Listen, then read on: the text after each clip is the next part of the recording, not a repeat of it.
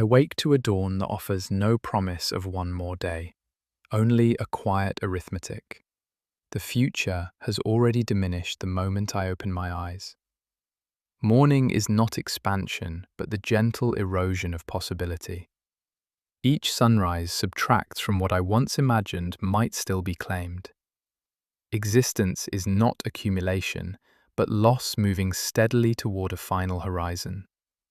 To treat a day as a simple increment is to misunderstand how life is lived. The clock counts units. We inhabit time as a question.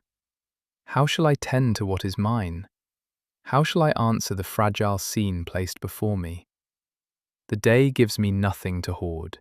It offers the chance to decide what to give away, what to preserve, what to transform. Time becomes a discipline. Squander it and the ledger tightens. Spend it well and subtraction becomes a threshold into something truer. Time does not stretch to accommodate desire. It recedes, quietly and without negotiation. Lived time is therefore not abundance but a test of attention. The minutes do not belong to me. They are moments entrusted to my response. Their passing is not a crime against tomorrow.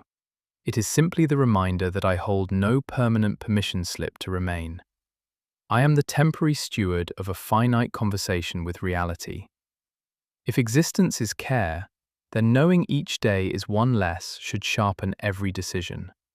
Subtraction clarifies what is essential. The philosopher's task is not to chase endless possibility, but to determine what must endure while the world continues its indifferent motion. The curtain will fall whether my act is finished or not. The measure of a life lies in what I chose to articulate before the lights dimmed. Memory participates in this same economy. It marks the present with echoes of the past and quietly limits what the future can become. What I remember shapes what I attempt. What I forget clears space for the new. The past need not be carried as weight. It functions better as a map, revealing which paths remain open and which doors have closed. As the days diminish, meaning must be carried more deliberately, because fewer chances remain to misunderstand what truly matters. To live philosophically is to practice a disciplined attention to the real. Not denial, not withdrawal, but discernment.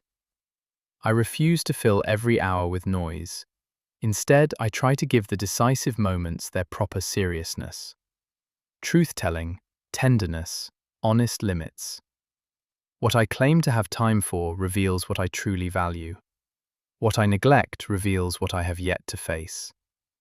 If each day is one less, let it diminish only in number, never in significance. This arithmetic is not a sentence of despair, but a summons to clarity. A life measured by subtraction can still be abundant when abundance is understood as lucidity. The finite horizon does not imprison us, it orients us. It points toward the few conversations and corners of the world worthy of our remaining attention. Freedom survives even within limits.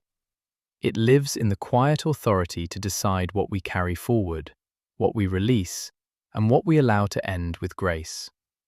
If every day is one day less, then every day is also an invitation. An invitation to bring intention closer to action, to reconcile longing with limitation, to shape what will remain when the final hour arrives. I move beneath time's quiet arithmetic with temperate courage, not grieving what must inevitably pass, but investing what remains in the possibility that a life well lived is measured not by what it gathers, but by what it gives onward. When night gathers, may I know that the worth of a day never rested in its length, but in the integrity of the moment I chose to honor within it.